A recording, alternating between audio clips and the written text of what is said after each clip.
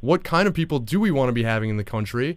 Is it, I mean, if we do have porous borders and it's a globalized economy, what kind of, I mean, what sort of a system, sort of a less than ideal, perhaps, system do we have to accommodate that? And realize that there's going to be a reality of people crossing the border, regardless if we have a system. I mean, but the question that I ask Republicans, and I've been engaging, you know, I've gotten to be friends with Mark Meckler, who's the co-founder of the Tea Party Patriots.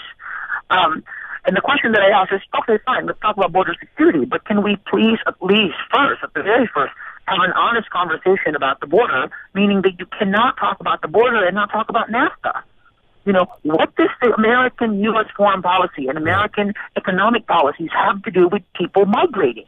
If capital moves across borders, then people are going to move across borders too. Exactly. And you know, like my mother didn't send me to the United States because she didn't want to see me for the next 20 years of her life.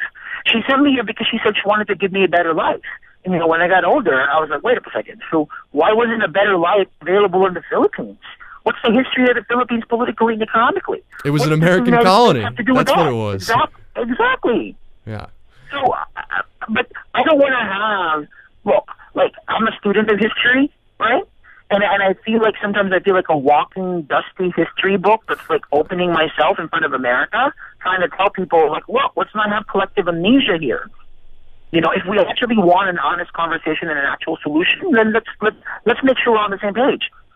Well, Jose, there's no question that you are an inspiration to young Americans, regardless of their beliefs, because of your bravery and your willingness to come out as an undocumented person, regardless of the fact that you were already an accomplished Pulitzer Prize-winning journalist.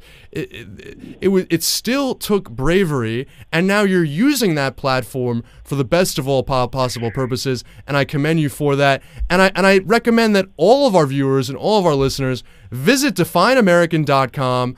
Oh, thank you. Sign on to helping, sign on to the cause of at least treating all Americans as human beings and starting a sane debate about immigration. Jose, thank you so much for joining us on Take Action News. You are our Activist of the Week. Oh, thank you very much. That's very, very generous of you. Coming up next on Take Action News, we're going to close out the show with a segment from our very own Dana Bell. You're not going to want to miss this when Take Action News continues after this.